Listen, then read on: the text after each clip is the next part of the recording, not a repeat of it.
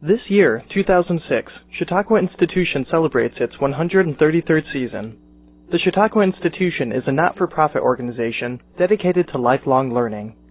Based on the 4 pillars of art, education, religion, and recreation, Chautauqua's programs aim to renew the spirit, stimulate the mind, value the arts, and promote physical well-being. This audio experience is part of a program that shares the famous Chautauqua lectures, inspirational Sunday morning worship services, and other special events with remote audiences. We take you now to Chautauqua, where today's program is about to begin. As you know, this week, indeed all week, we have benefited by the funding of Helen Boyle. Helen has given support to the Abrahamic Community Programming for 6 consecutive summers. Her devotion to this program is unbending and so important to us. We thank Helen and the members of the Boyle family for their support.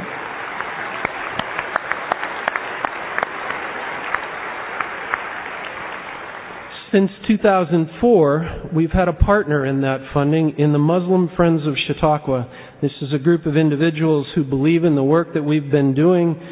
They represent Ismailis, Sunnis, Shias, and Sufi Muslims alike. And one of the most generous individuals in that group is with us again today. And it's dangerous to point one person out of a group, but I do want to say a very personal word of thanks to Barkat Fazul for the loyalty and your generosity. And would you stand, please? This is Barkat Fazul.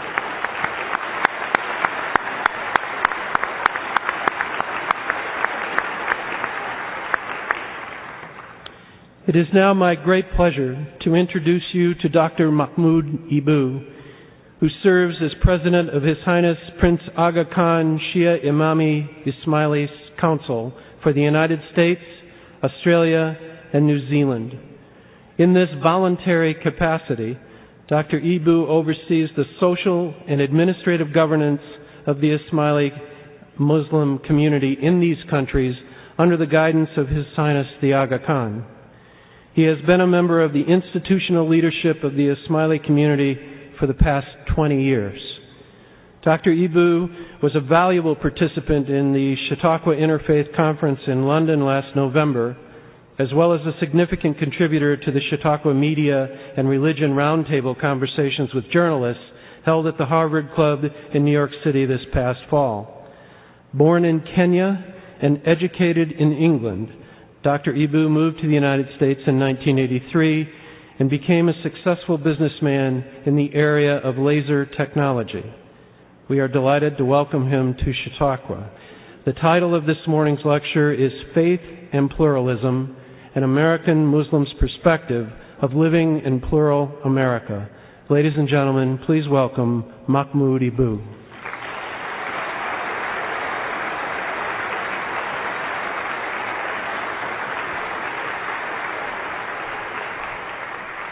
President Becker, Reverend Joan Ron Campbell, distinguished guests, fellow Chautauquans, good morning. For those of you who had the opportunity to be at Professor Solomon Young's lecture yesterday afternoon, he made a reference to America being the graveyard of foreign languages and that Americans speak English only. I regret to tell you that America is also the graveyard of the English language.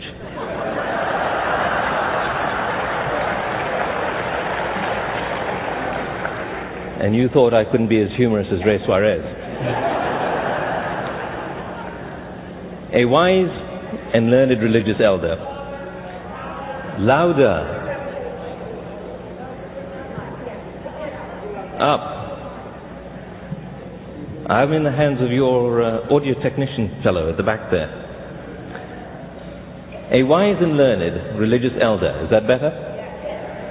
Perhaps a rabbi or a priest, an imam or a guru, was once asked by an exuberant and challenging student to respond to some deep queries he had about the nature of creation. What, asked the young man to this venerable old man, is the oldest of all things?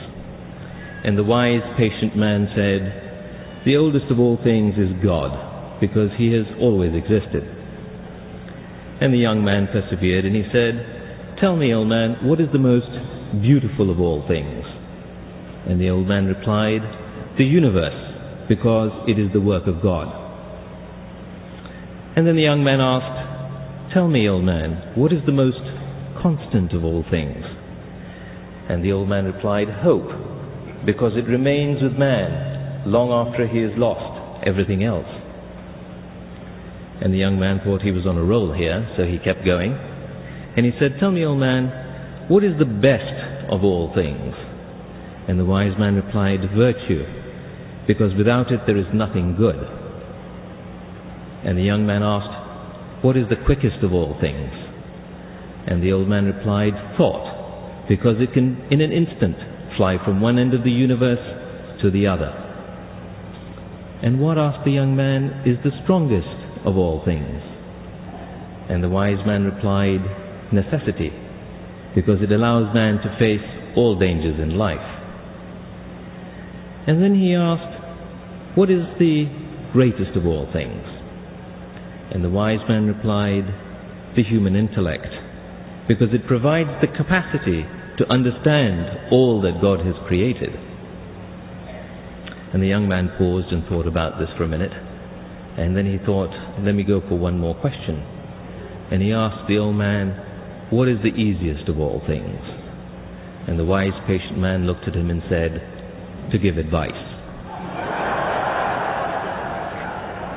I am not sure whether I will be able to offer advice to this enlightened audience of Chautauquans, some of whom I've had the opportunity to meet in London at the Abrahamic Conference, which was held at the Ismaili Center, and who have become good friends.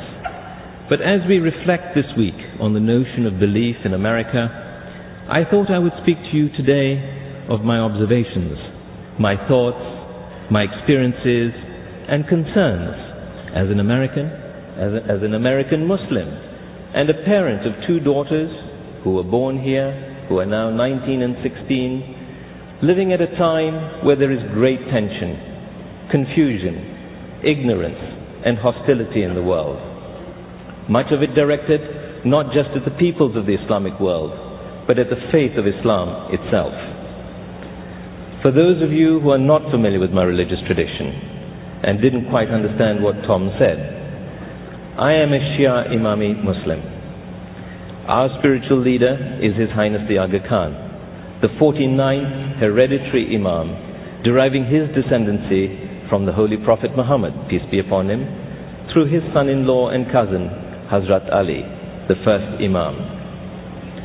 So I speak to you today not as a theologian, not as an institutional leader, or as an expert in Islam or comparative religions, but simply as an American Muslim, whose ethnic origins derive from the Indian subcontinent, who was born on the African continent, who was educated on the European continent, and who has now lived for close to a quarter of a century on the American continent.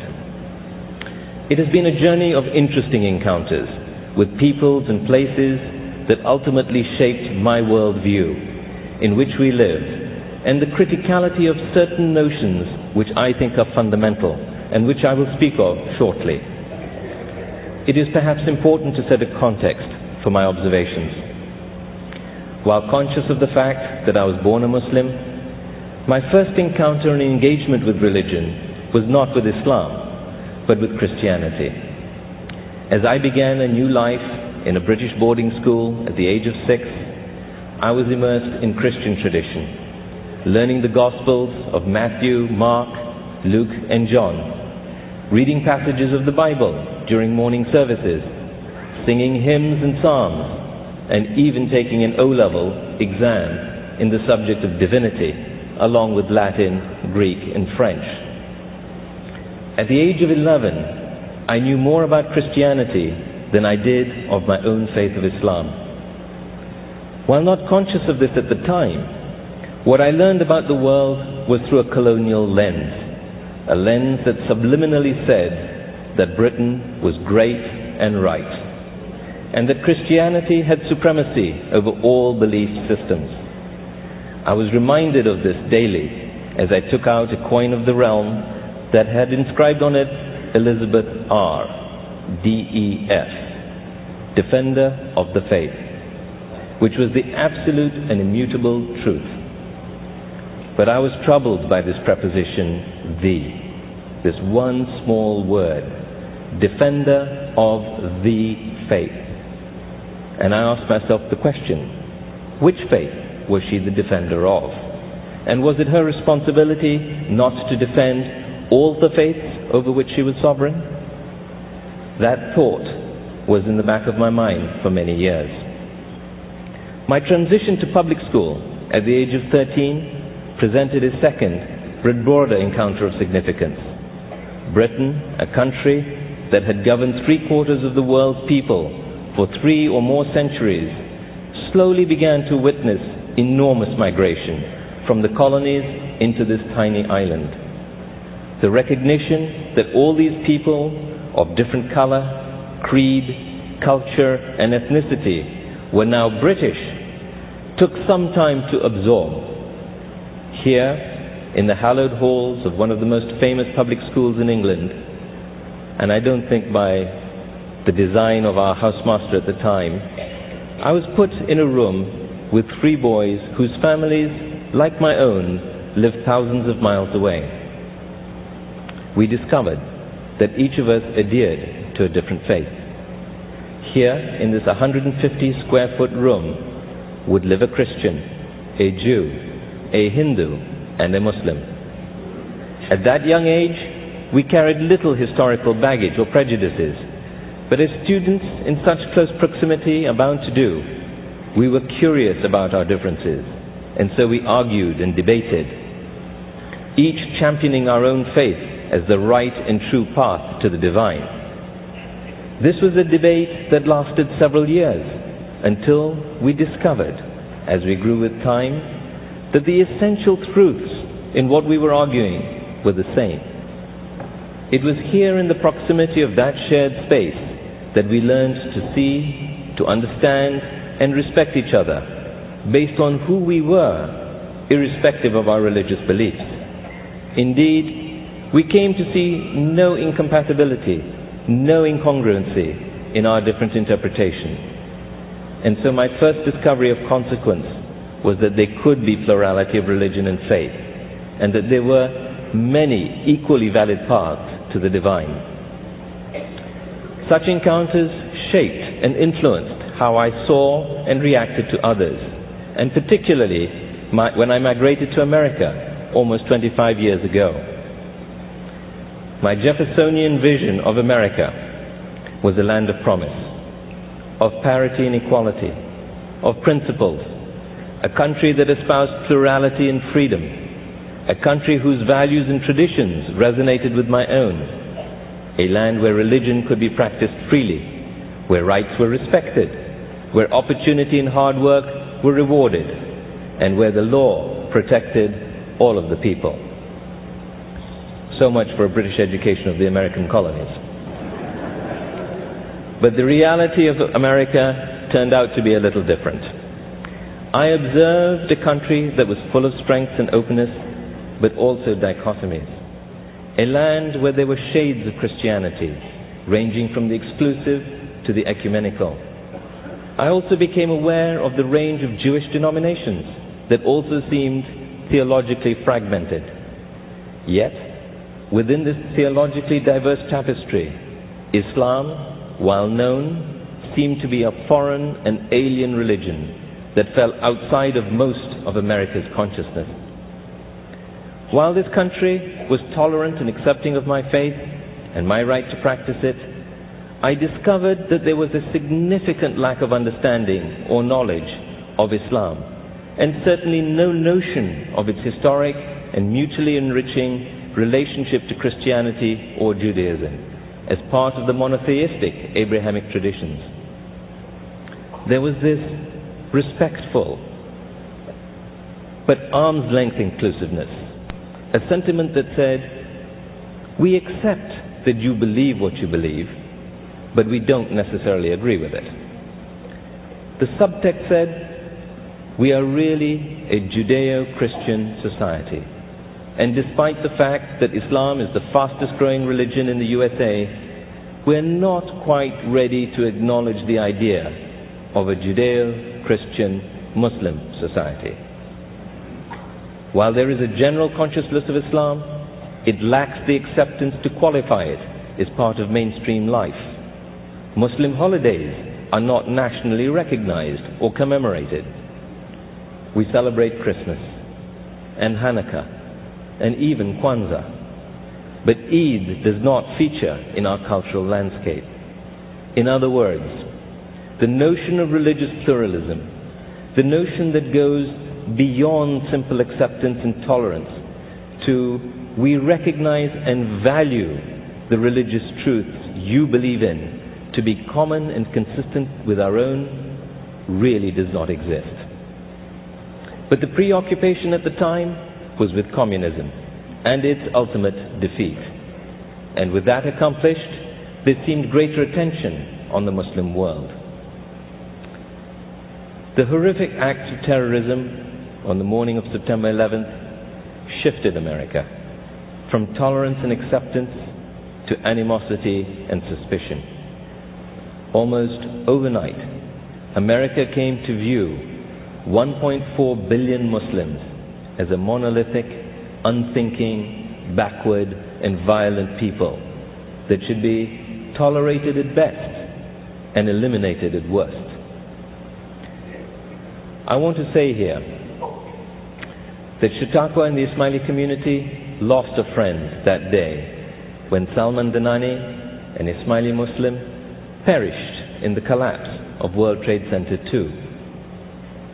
But to be clear, I personally was not just saddened, but outraged that such an indiscriminate act could be made in the name of Islam.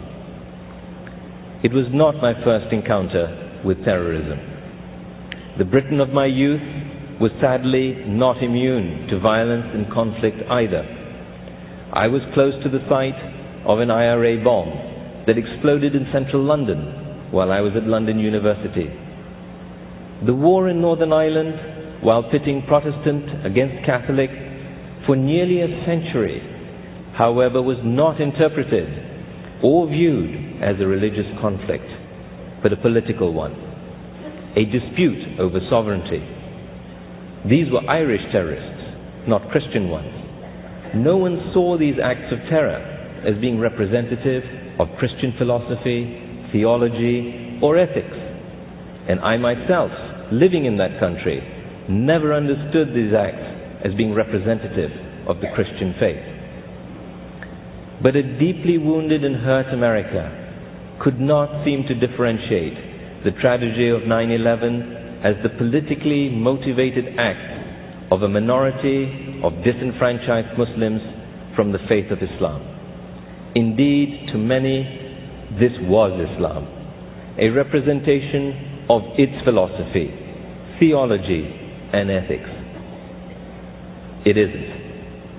While it may not have been immediately obvious to most Americans, the vast majority of the Muslim world itself was stunned and saddened. One often hears the refrain, "Why don't more Muslims and their leaders speak out against extremism and violence?" The fact is they have. But how often has that been reported in the press? And how often, when it has been reported in the press, has it been heard? I suspect that the press, perhaps America, is seeking a single voice that represents the totality of the Muslim world to speak out. One leader. There isn't one. Because Islam is a multiplicity of traditions and interpretations that has governments, it has religious elders, it has imams. But there is, and there has been, a cacophony of voices.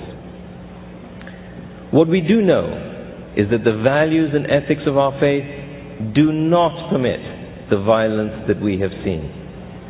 As a Muslim, I firmly believe that the indiscriminate taking of life for any reason, let alone politically motivated ones, is wrong and contradicts the clear Quranic injunction that to take a life as if to take the life of all humanity.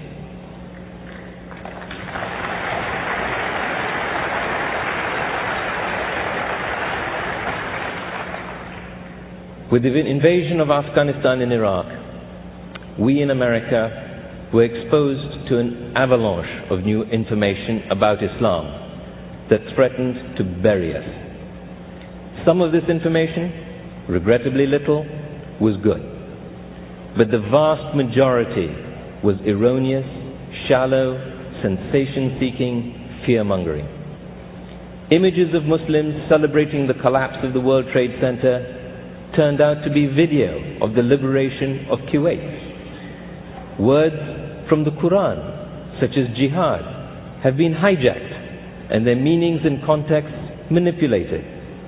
The torrent of misinformation on Islam that poured into this vacuum of knowledge has filled people with misperceptions and misunderstandings that have become petrified as truth.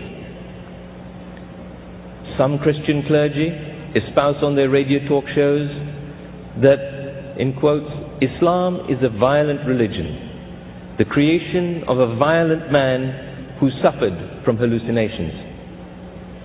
Documentaries being shown in theaters openly promote the idea that Islam is fundamentally violent, and all 1.4 billion Muslims are essentially evil human beings. One such documentary is titled Islam, What the West Needs to Know, a politically incorrect expose. This suggests that those who might be sympathetic to Muslims and Muslim beliefs do so only out of political correctness and not out of knowledge and understanding. Supposedly credible people add authority and legitimacy to these arguments, leading the audience to conclude that they must be suspicious of any encounter with a Muslim and that Muslims must be avoided individually and communally at all costs. Some senior American generals speak of their military encounters in religious terms, turning this into a war between Islam and Christianity. The conflicts in the Middle East and those in Palestine and Kashmir have become to be viewed by the masses as religiously motivated conflicts, not political ones. An understanding of the historical forces that led to many of these conflicts after the end of the First World War and the collapse of the Ottoman Empire in 1918 is absolutely absent. Two civil servants, Mr. Sykes and Monsieur Picot, having afternoon tea, looking at maps in 1918 and arbitrarily drawing lines that would become the boundaries of Iraq, Syria, Lebanon, Jordan and Palestine, agreeing over cucumber sandwiches which imperial power should govern which territory. The vision might be comical, except that the Sykes-Picot agreement shaped the world we live in today. Slowly, like a deadly poison, Islamophobia began to creep into every facet of American life. Not aided by the media, with due respect to Ray Suarez, who have taken to labeling all terrorists as Islamic first and then by their ethnicities as an afterthought. Fear and apprehension about Islam has grown to extraordinary proportions. Conveniently forgotten is the Oklahoma City bombing and its perpetrator. Scholars propagate erroneous notions such as Islam in the West being an irreconcilable clash of civilizations that is doomed to a violent end. Perhaps we should ask the question, what do we mean by the West? There are 100 million Muslims that call Europe and Americas their home. They live in the West. These Muslims are an integral part of the West, many in their third, fourth, and fifth generations. This notion of a clash of civilizations is a false construct. The real problem is not a clash of civilization, but a clash of ignorance. On both sides, there is ignorance from the West about the Islamic world, and I think ignorance on the Islamic world about the developments and the strength of the West. A 2006 survey showed 46% of all Americans, 46%, view Islam to be a violent religion. The building of a mosque or any other Muslim space of worship creates high anxiety in local communities. Chum for the sharks of the media who enter the debate with absolutely no knowledge of the subject about which they write. As I think about belief in America in 2006, I find that having come to this country and living in this country has become a contradiction of the values and principles that I thought the founding fathers of this nation believed to be sacrosanct, and my experience of that in my daily life. There is no question that the United States remains an overwhelmingly religious society. Recent polls indicate that 60% of the people consider religion to be very important, and that 85% identify with some religious faith.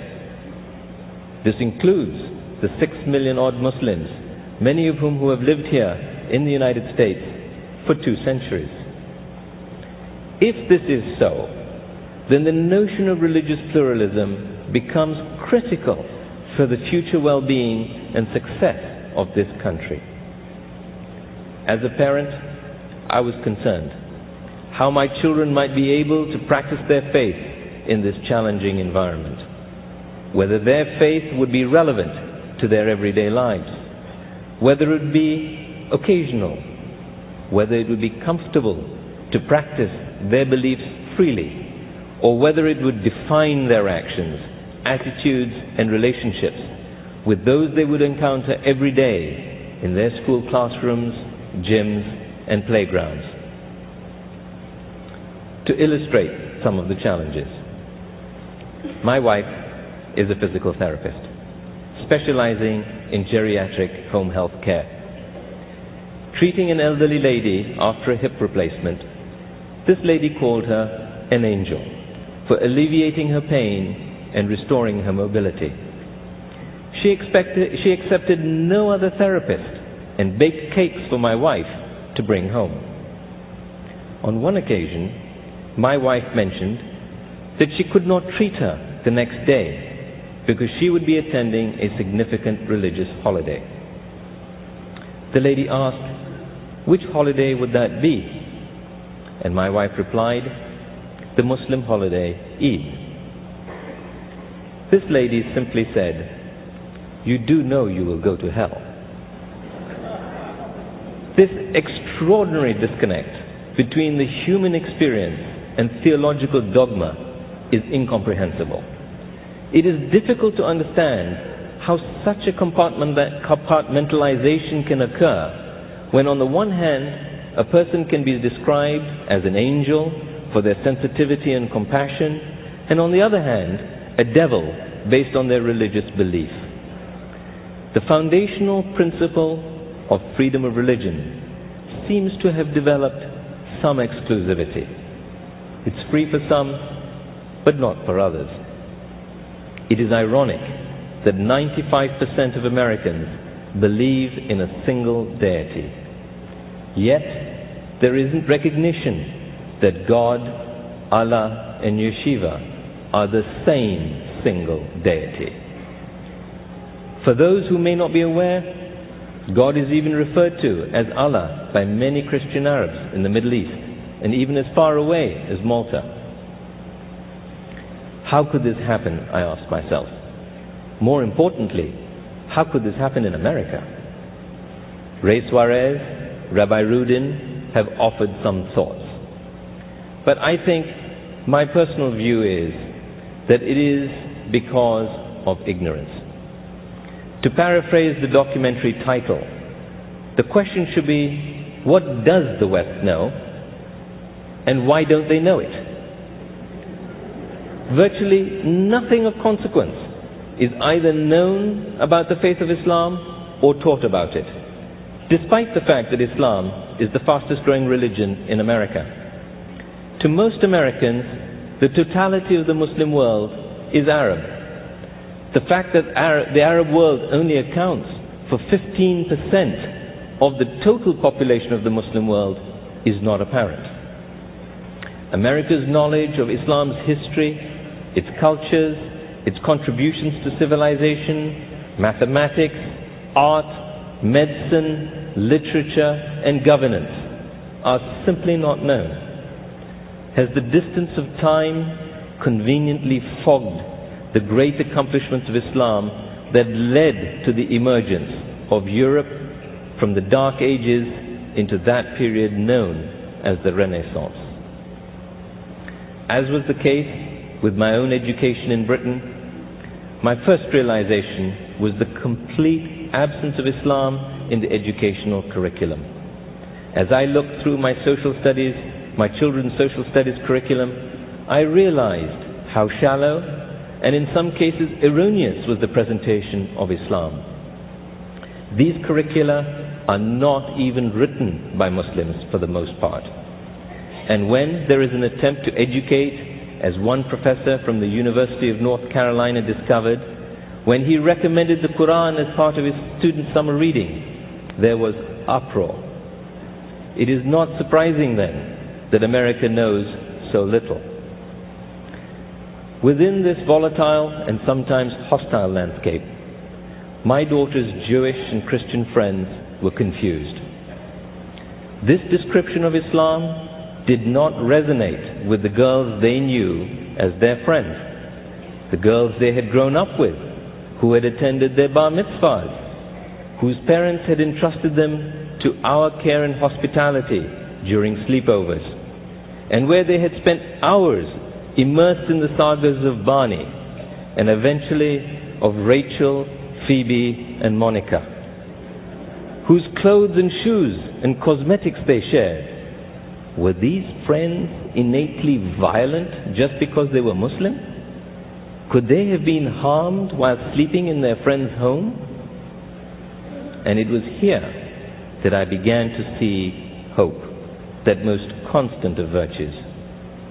For these young Americans saw beyond polemics and hate. Perhaps they never watched the news, preferring friends instead, and were therefore not influenced by the stereotypical images that streamed off the networks 24 hours a day. What they saw was a real person that they knew and loved, and they reached out to my children, as their parents did to me, and said, "We know you, we believe in you, and we will defend our relationship with you and your faith. You are not what we see on TV." And in reaching out, they asked me to educate them about the Islam I believed in and expressed through my actions and values and ethics. I was invited to their schools, a wonderful opportunity to correct the misperceptions and misunderstandings, to tackle the stereotypical images of Islam and Muslims. A Chautauqua mother arranged for her children's school to call me when they were studying world religion. I spoke to their class on a speakerphone in Phoenix, Arizona. It was a revelation for many that Judaism, Christianity, and Islam were part of the Abrahamic tradition of monotheism, that they were part of what the Quran, Islam's holy scripture, refers to as al-Kitab, the people of the book.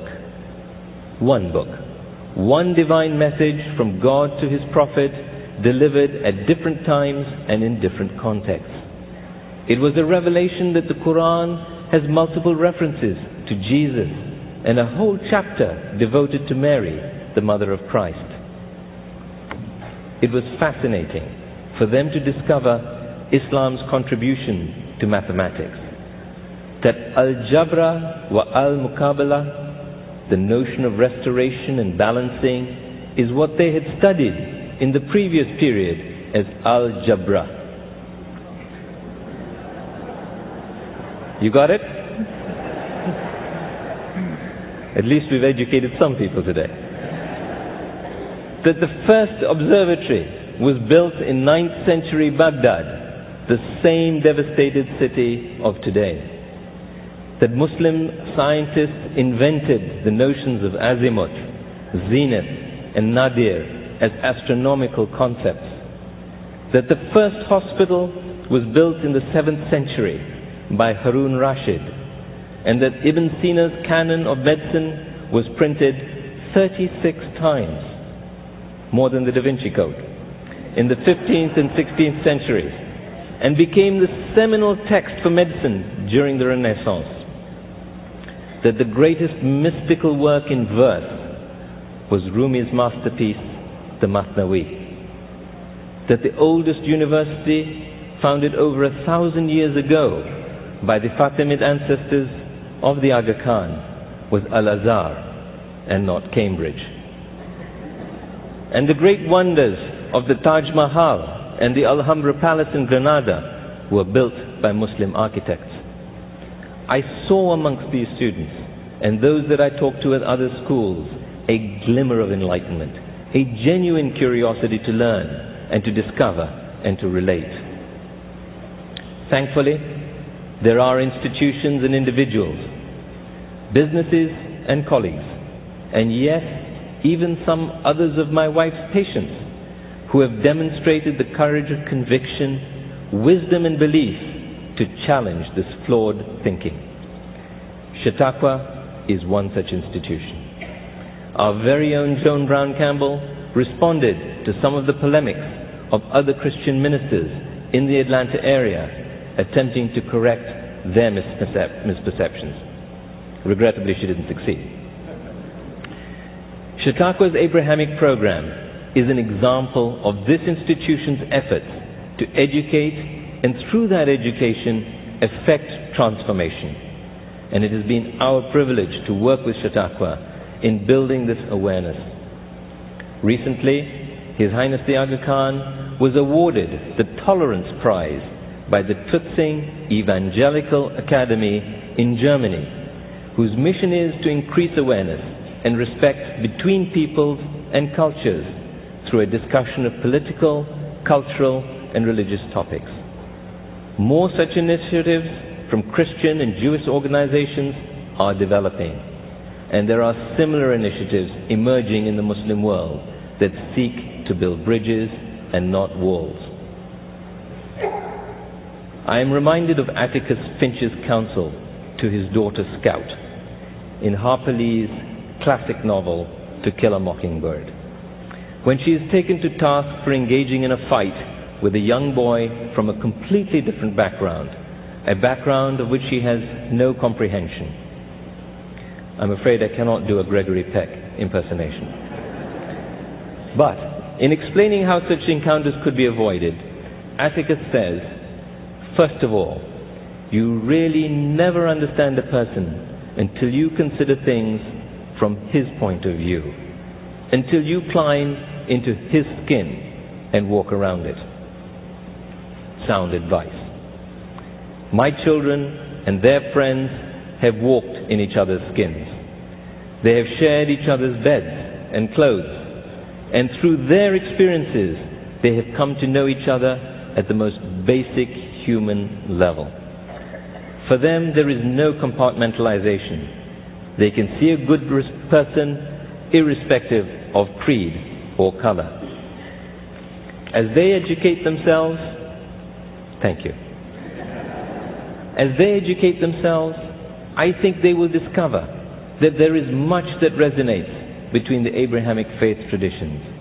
And as I built lifelong relationships with my Christian, Jewish, and Hindu friends in my tiny schoolroom so many years ago, I believe the next generation of American children, those that will inherit the leadership of this great country, will also discover that there can be a plurality of interpretations, grounded by a common, universal set of ethics, and that those principles are what the founding fathers of this nation believed in 200 years ago.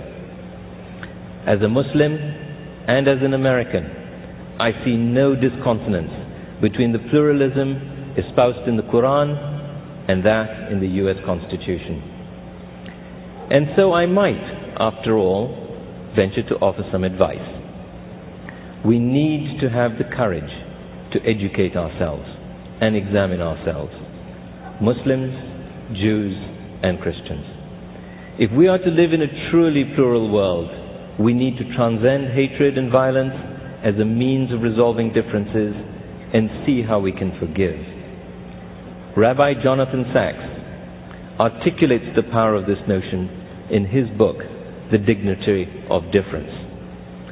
He says, forgiveness is more than a technique of conflict resolution. It is a stunningly original strategy. In a world without forgiveness, evil begets evil. Harm generates harm, and there is no way short of exhaustion or forgetfulness of breaking the chain. It introduces into the logic of interpersonal encounter the unpredictability of grace. It represents a decision not to do what instinct and passion urges us to do. It answers hate with a refusal to hate, animosity with generosity. Forgiveness means that we are not destined endlessly to replay the grievances of yesterday. It is the ability to live with the past without being held captive by the past.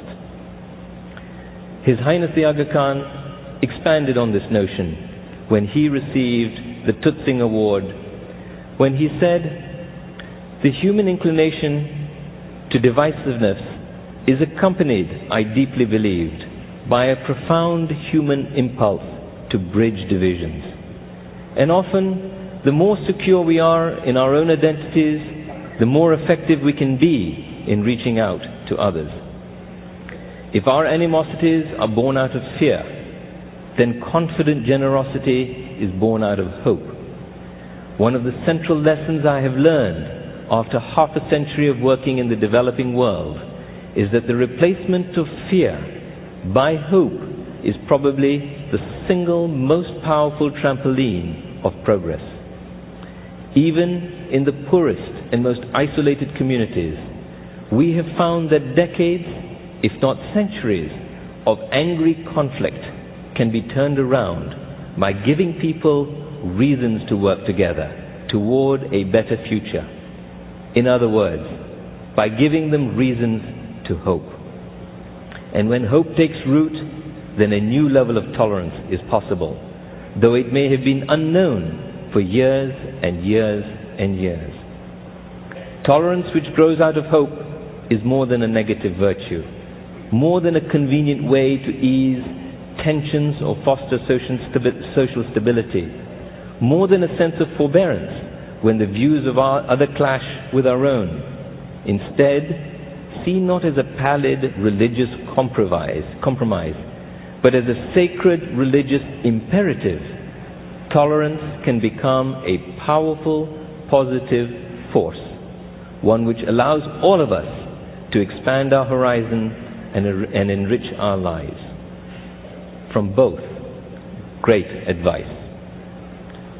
These are areas of concern that I have raised, and my hope is that with the assistance of open-minded and responsible individuals, we can find ways to work together to better understand each other.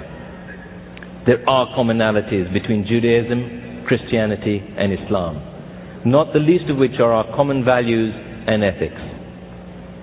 Those ethics are few, 10 or 12, what God gave to Moses on Mount Sinai.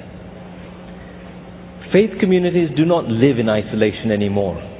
Faith exists in concentric circles, and they often intersect, if not in doctrine, in ethics and values, and through history. The Holy Quran confirms that diversity was divinely ordained, and that while the same essential principles of faith were sent through prophets to many, if not all societies, differences in interpretation and practice were expected.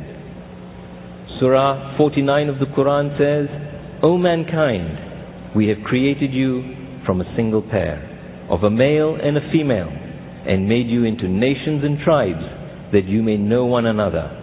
Verily, the most honored of you is in the sight of Allah, is He who is the most righteous of you." That, in my humble opinion, is the true definition of pluralism. One more piece of small advice.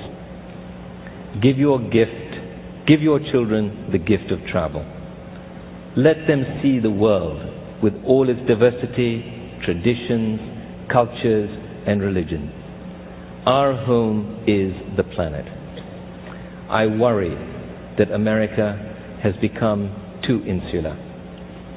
Give them the gift of languages, English included, so that they may make the most of their encounters. It is my hope that my children and their Jewish, Hindu, and Christian friends will not be held captive by the past, that they will have the wisdom and courage to develop solutions for their generations to live in harmony and peace. Solutions based on dialogue and mutual understanding and mutual respect.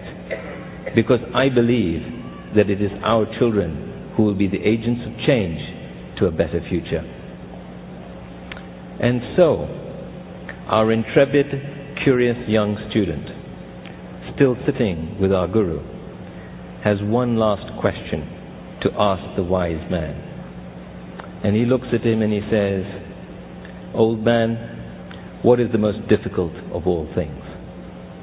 And the wise man patiently looks at him and says, "To follow advice." Thank you very much.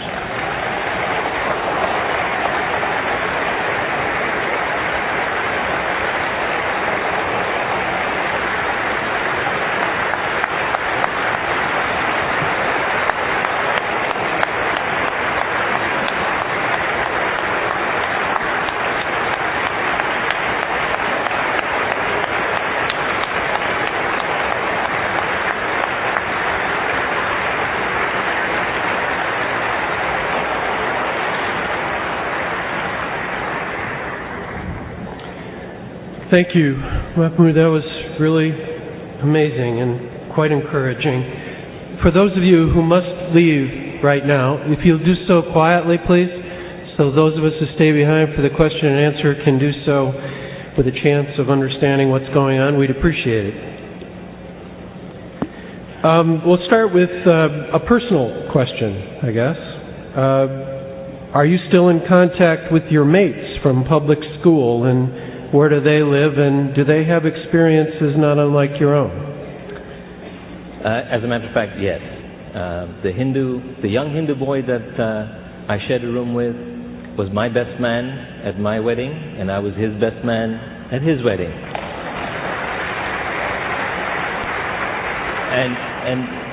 And one of the most trying things for a relationship is when you get into business together. And it just so happened that 3 of the 4 of us did get into business together, and we still survived. Would you define and explain the word jihad as mentioned in the Quran? The notion of jihad is essentially the notion of self-purification. It is the struggle that you undergo to purify and come to an understanding of self. In the references in the Quran, 90% of the references to the word jihad are used in the context of self-struggle. That's what it is contextually meant to mean. It is not meant to be, as it is now, as sort of a panacea for a holy war. Can you help us understand the Quranic verses that promote violence against infidels?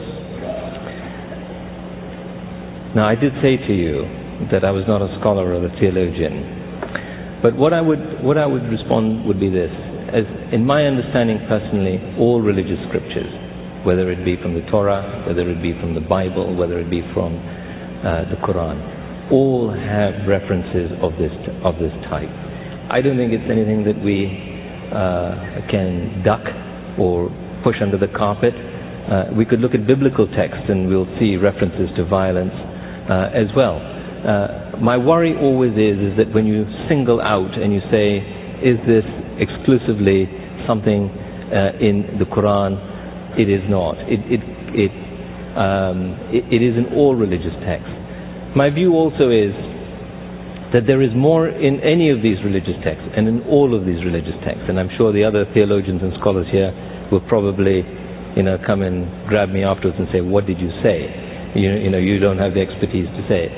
But I believe that there are more references to coming together of the people, of dialogue, of compassion, of justice, of equality, than there are on aspects of violence. And I think it is those things that we have to focus on. We are awash in images of the conflict between Sunni and Shia Muslims. Can you help us understand, this questioner asked, the religious and democratic or governmental differences between them? All right. This could be a long story or it could be a short story. I will try a short story. The difference between Shia and Sunni derives out of the notion of authority when the Prophet died. When the Prophet Muhammad died, the question of succession. Just closer to the front mic. There we go. Is that better? Yeah. The conflict or the difference between the Shia and the Sunni interpretation is based on the notion of authority. It was based on who would succeed the Prophet Muhammad after he died. The Quran and various hadith that the Prophet had, sayings, referred to his son-in-law and cousin Ali as being his successor to interpret the Quran, the holy book. The notion being is that contextually over time, over centuries, it would need a guide to interpret the book in that context. When the Prophet died, there was a division of understanding. There were those that said, we accept Ali as the Prophet's successor and the first Imam. And they became known as the Shi'at al-Ali, the party of Ali, which is today abbreviated to Shia.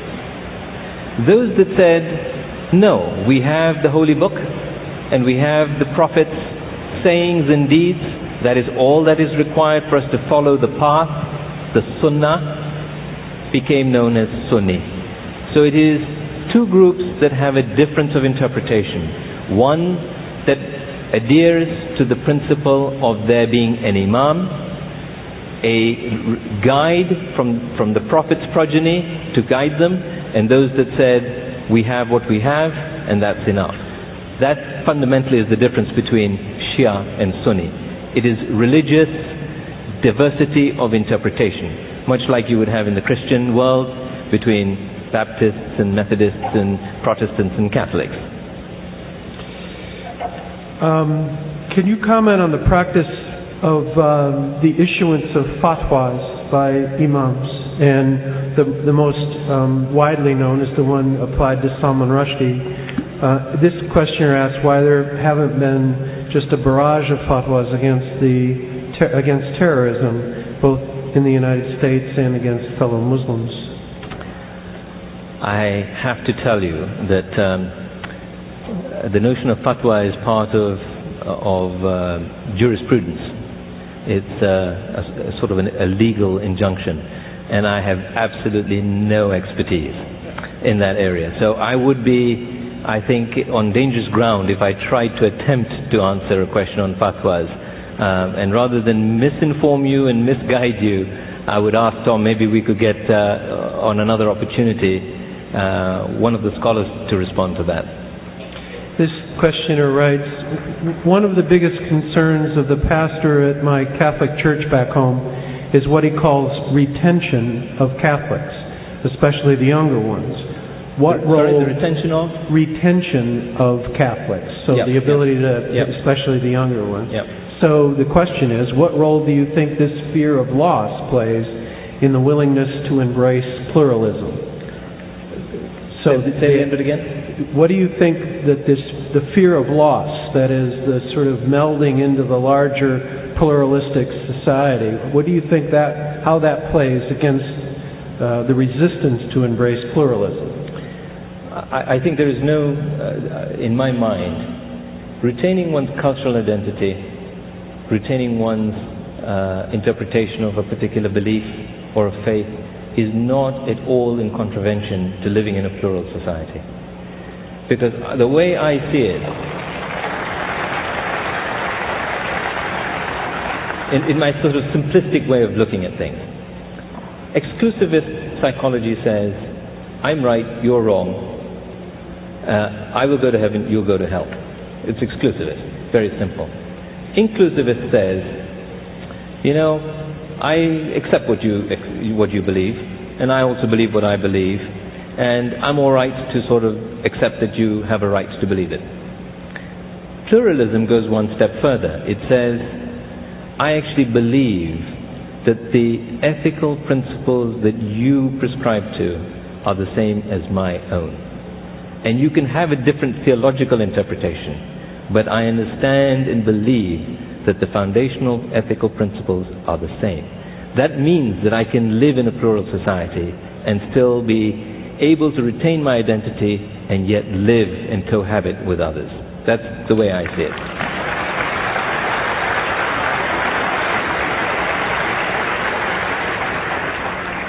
Could you comment on the effect that the Iranian Revolution of 30 years ago has had on the world of Islam?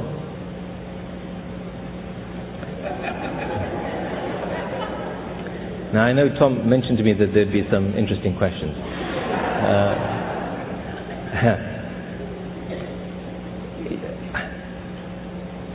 I would say that, you know, I go back to what I pointed to in my comments.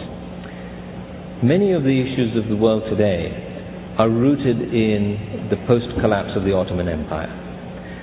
And they tend to be born out of some form of inequity, injustice, where people do not have dignity and self-respect to be able to live their lives on an equal footing as someone else. I think there are, as I have mentioned, I think in the radio show this morning, there are always going to be, whether it's Christian, Jewish or Muslim, groups of people who will wish to define, theologically in some cases, doctrinally in other cases, what people should think and how they wish to impose that on a particular viewpoint. That's not unique to Muslim governments, it's not unique to, there are some that might argue, I think Rabbi Rudin, that there are shades of that in this country as well. It is. I would say that in terms of the global politic, it is something that we have to today from the Muslim world come to understand, but not from a religious point of view. It is a political issue. It's not a religious issue. And that's, I think, what I always worry about is this misunderstanding that is there a move to have the faith of Islam take over the world and impose its religious philosophy. I don't adhere to that kind of thinking at all. Now, I'm not sure whether that got to the answer, but hopefully it'll help. Actually, here's a message for your wife. Tell your wife not to worry about going to hell. I'm a liberal Christian, and my conservative neighbors said I'm going to hell too. The wife and I will have a lot to talk about.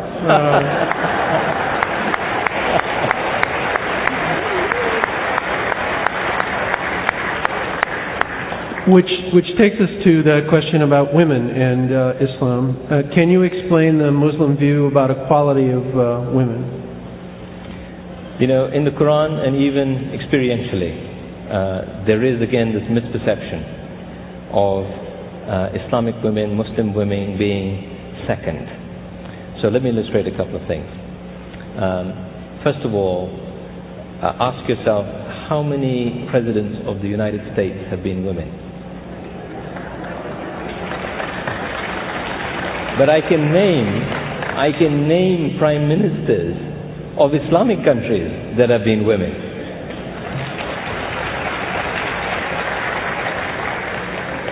Even if you go back as far as the time of the Prophet, his confidant, best friend was his wife.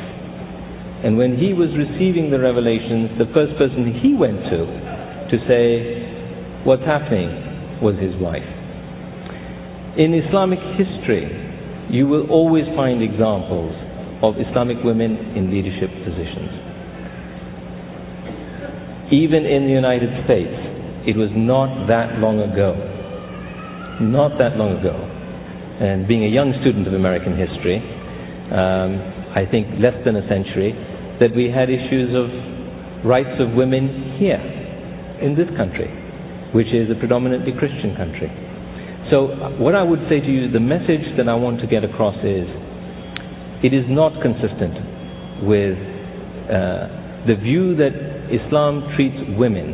And there are certain ethnic, cultural, patriarchal societies that actually existed prior to Islam that always looked at women as second-class citizens or what have you. These are cultural dimensions. These are not representations of the faith of Islam.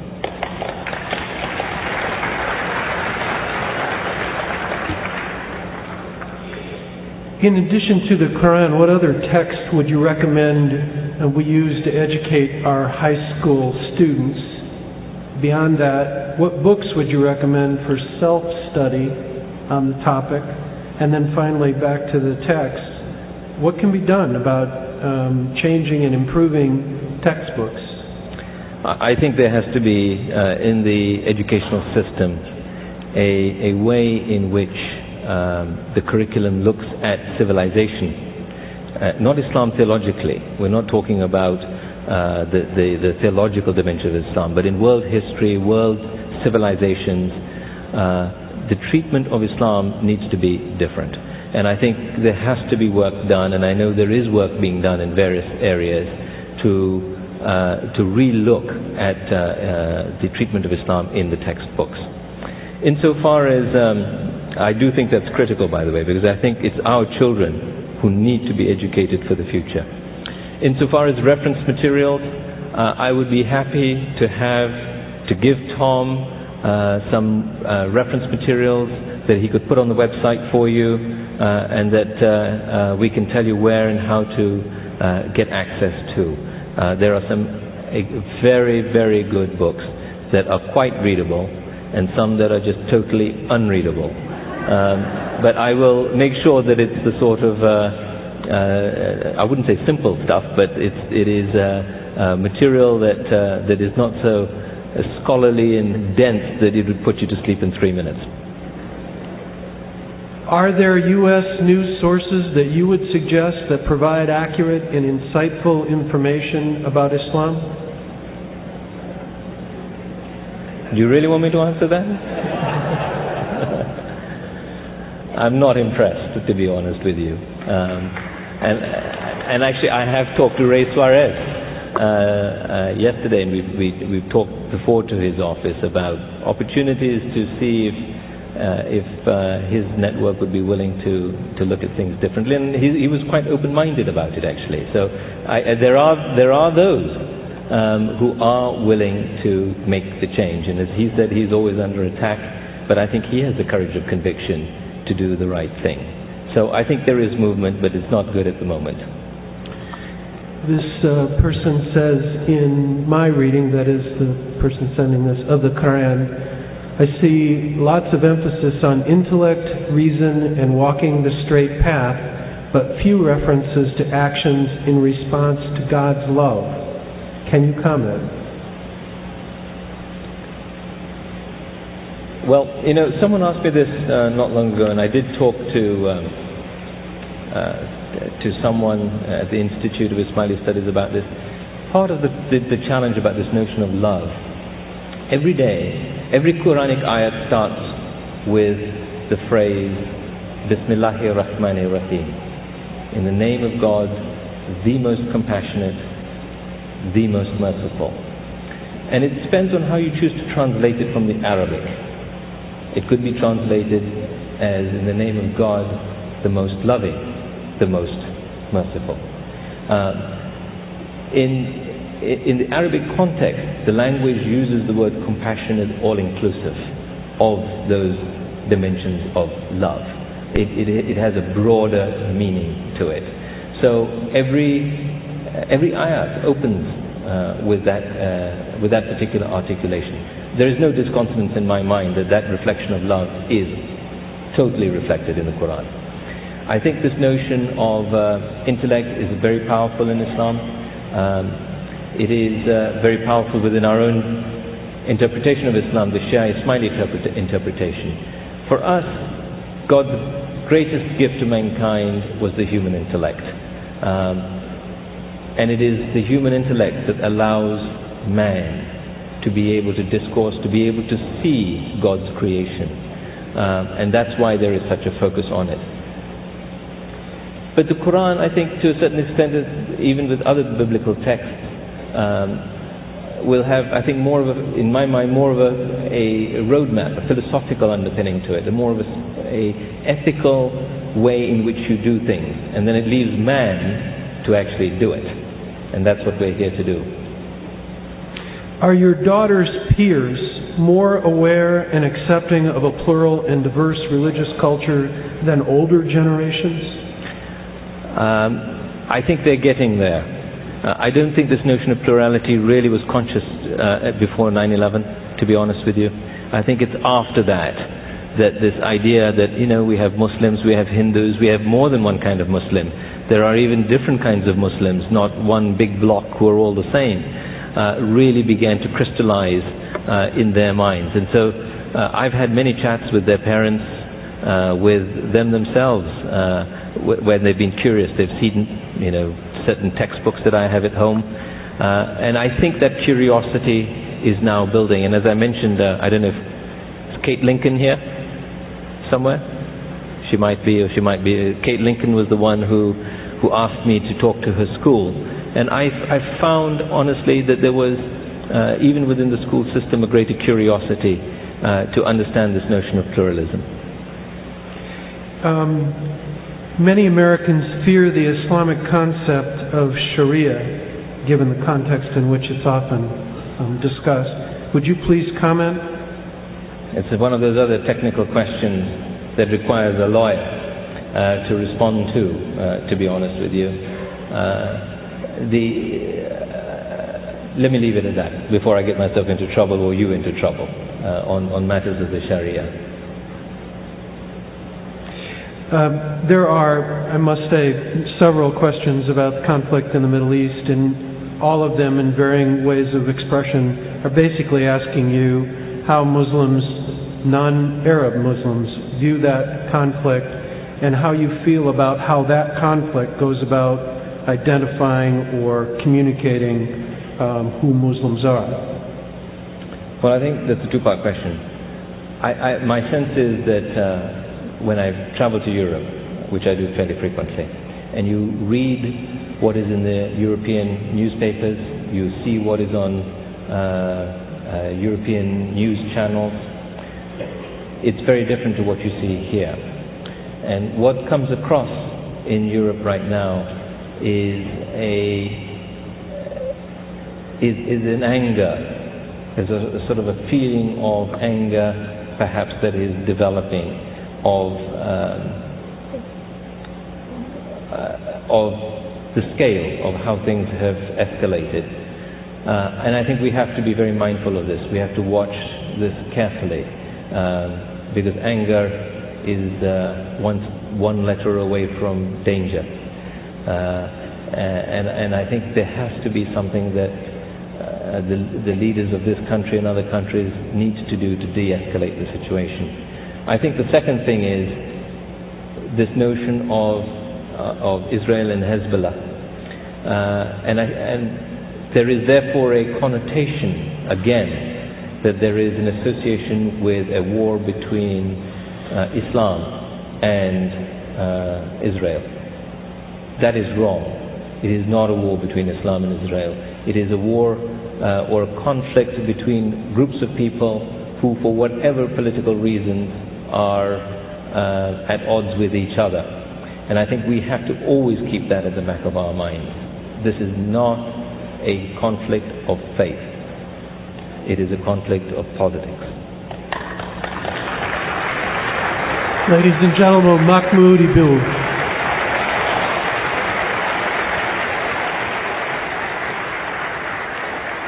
Thank you very much. Thank you, Tom.